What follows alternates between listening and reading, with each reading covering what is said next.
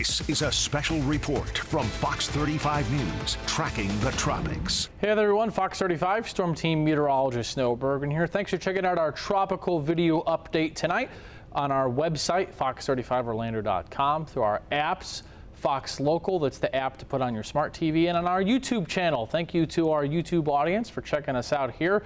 Appreciate you. And remember, you can subscribe to our YouTube channel, or you can also follow me on social media. I'm on Facebook and on Twitter. Post a lot of really in-depth models and stuff if you're into the weather there most days of the week. All right, so hope you had a great day today. We've got some big changes. Let's get right over to the maps and we'll get into it. So on this last day of July, by the way, most of the state of Florida is going to end up as the hottest July on record. In Orlando, we've got records back to 1893, so obviously this is not forever in the existence of the Earth. It's not forever. But just another small factoid for you, that today will mark the end of July as the hottest July on record in Central Florida. All right, so our next big thing is the tropics, specifically for Florida. Yes, Fox 35, we cover in Fox 51, Gainesville, Orlando areas, Central Florida, North Central Florida. But for all of the state, we're really watching Sunday through the middle part of next week. So here's what you need to know real quick and to the point first. A big shift today west in all of the data. And by big, I mean very large jump west. There's a growing concern for potentially a stalling system late this weekend into early next week, which would give, instead of like we've talked about the last few days, east coast of Florida impacts, potentially area-wide impacts, and not just for a day, but potentially several days. So here's what we're talking about in terms of intensity. What's most likely is a tropical storm or a depression. Now, what's least likely, but notice I didn't say impossible, is a hurricane somewhere around Florida. Now, I want to, look, my job as a meteorologist is to tell you how I see it. If you haven't noticed, I've got a style, just like to be down to earth and just plain Jane and stick to the nuts and bolts of the meteorology. I want to calm your nerves in case, because I know with the tropics and a lot of people online share models, and there's a lot of sources for weather information nowadays in the age we live in. There's no chance of this being a Category 5 and major hurricane intensification like that. I think that is off the table. Now, by hurricane, I mean Cat 1, Cat 2, but that's in the absolute highest end scenario, at least as of the data we have available to us right now. But still, what's most likely is a tropical storm or depression. Now, the timing, at least here in Central Florida, we could have some enhanced showers, downpours, and storms as soon as Sunday that could last for several days. Now, let me give you some scenarios. The worst case for us is a stalled tropical depression or storm over or near Florida, which would potentially cause major rains, floodings, and I want to remind you that stalled tropical systems can be extremely impactful. It doesn't need a name. It could be a tropical depression and cause big problems. That's number one. We've seen that plenty of times in the United States with tropical weather. Now, number two, it's not set in stone yet. What's the best case? Well, whatever forms, at least for Central Florida, stays well to the west or well to the east, and we don't get much, and we miss out. And it goes either into the Panhandle or it goes out into the Atlantic harmlessly. So we've had ABC this year. Debbie is the next name up, and at some point, I do confidently think we will see Debbie form late this weekend and early next week. So here's the satellite loop. I assume most of you will be watching this at some point late tonight, this evening, or in the overnight.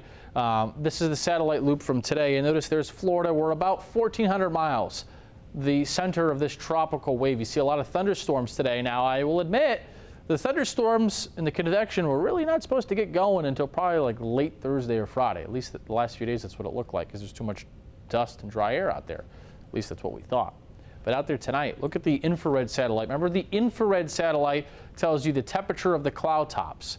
So the taller the thunderstorms are, the colder those clouds get, because as they go up, they get colder, colder, colder, colder. So the colder they are, they being the cloud tops, the taller, colder they are, it gets darker on this image. That's what it is. It often gets misportrayed by some weather sources and outlets as the radar. It's not the radar. This is not telling us the intensity of any precip. In fact, it tells us very little about precip, just the temperature of the cloud top. So the deeper the color, closer to black and white and pink, the more vibrant they are, the more intense the thunderstorms are. Notice at times there's been some deep convection in thunderstorms, but it's a bunch of sloppy mess right now. So in terms of water vapor, that tells a little bit of a different story. Now let me put the water vapor on with the 700 millibar wind. So in layman's terms, that's the wind at 10,000 feet. So 10,000 feet above your head, the arrows on here, that's the wind. Yellow is dry air, the green and the blue is moist, humid air, storms and showers. Notice there's a lot of those storms there. You see all that moisture around Puerto Rico. But if you look on those arrows, there's no center of circulation. So a center of circulation would be, imagine the clicker is the center, the wind's rotating around a fixed point in 360 degrees, not 180, not 270. 360 around in a circle would be a closed circulation. We don't have that yet. You see it's kind of just a little hump and it goes down, so it's a tropical wave, and the dash is kind of the axis of this energy. Now as it pushes west, at some point it's going to try to start spinning around a fixed point, but the question is, when does that happen? In the models, which again are just that, they're computers, they're not gospel, and they're not perfect. They're all over the place with when that's going to happen. Now, what's ahead of that system, as we've talked about and most weather outlets and meteorologists have said now for months, is historically hot water. In fact, the loop current here, that's coming out of the Caribbean, the water comes up, does a loop, and then goes to the Keys and then off the coast. It's got extreme amount of ocean heat content for tropical genesis, or tropical systems. And in fact, even where you see this green and yellow, that's medium tropical heat content. The ocean temperature is still at all-time record highs for the time of year. And in fact, in terms of 80 plus, the entire Gulf, Caribbean, and most of the Atlantic is now above 80. In terms of above 85, this is the area that's a little concerning, because this is the normal water temp for about the second week of September. And we're not in September yet. Heck, we're barely even into August yet. So we're about a month and a half ahead in terms of how warm that water is, and where this system may pass.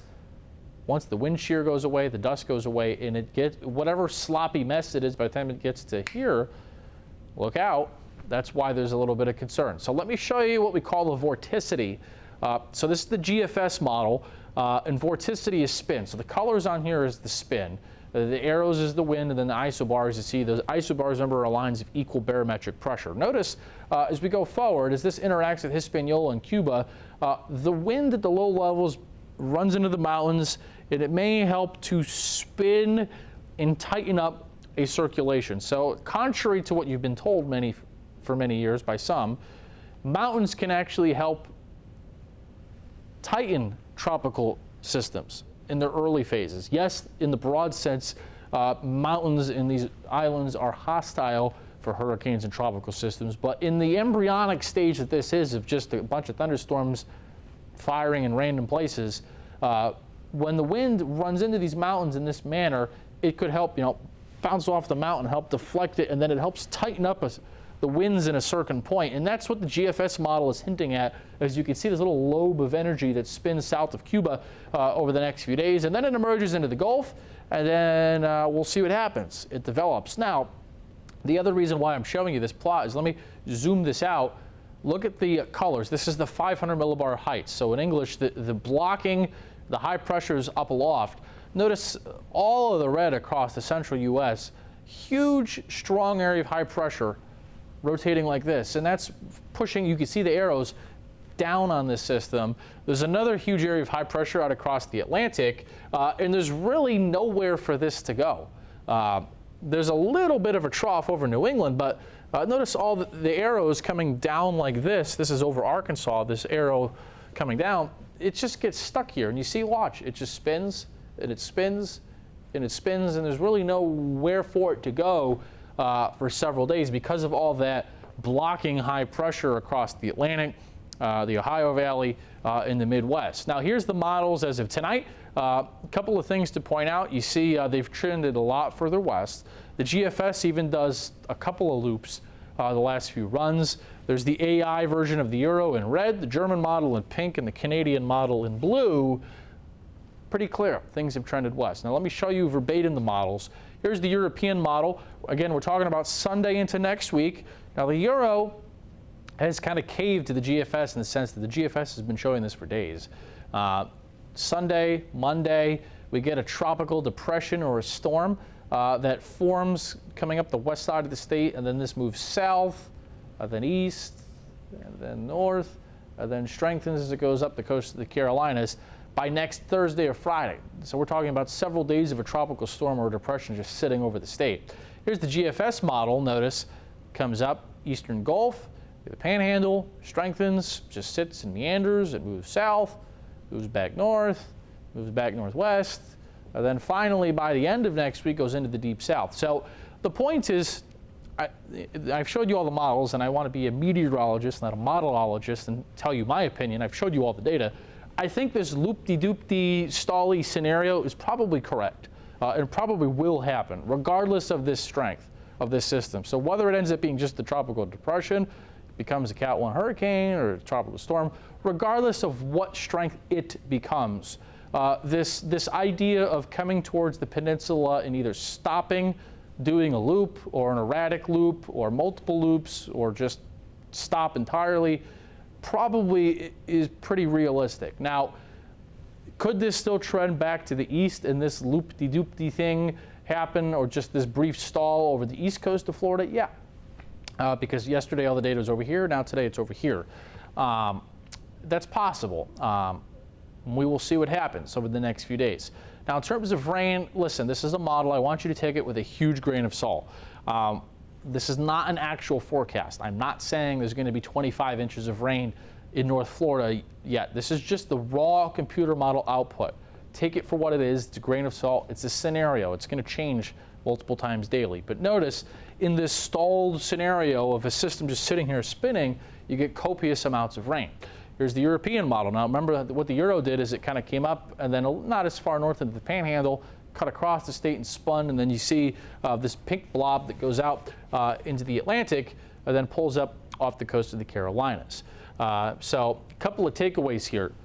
The track is key, number one. Number two, how long it stalls for will dictate the amount of rain. And number three, where the track is will dictate, I know, obviously, where the rain is, because as you saw, the GFS stalls this a lot further north in Florida.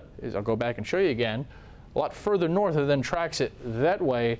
And then the Euro kind of feels this differently and shoots it across the state, then up to the Carolinas. So what's the summary here, and what should you do? Follow the forecast over the next few days. Are we talking about a major hurricane on the table here? No. But a slow-moving, meandering system that could produce significant rain or flooding somewhere in Florida appears to be a growing concern. Whether that's 10 inches of rain or 30 plus, don't know yet. Whether it stays as a tropical storm or a depression or ends up getting to hurricane status, don't know yet. I personally think that still tropical storm or depression is most likely. But I won't rule out something stronger at this point because of how warm the water is. But the idea is Sunday through about next Thursday, somewhere in the vicinity of Florida, some kind of tropical mischief is probable at this point. The details are murky, but the consensus of the data, given all that blocking I explained to you, is a lot of rain, a lot of flooding could occur somewhere. And also, too, I didn't mention tornadoes. In a system like this on the eastern side, when the sun is poking through the clouds in the afternoon, there could be brief tornadoes somewhere across the state. That's feasible too. So this is definitely a system to watch. It's a tricky one over the next few days. I think by Thursday night, Friday, we should really start to get a much clearer picture of what's going to happen, because we're still kind of, in a sense, shooting darts with our eyes closed, because there's no actual center of circulation of anything yet, which hopefully maybe tomorrow night we'll start to get that, and then we get that into the models and hopefully get a little better clarity as this system's progress. For now, that'll do it for me. Thanks for watching here.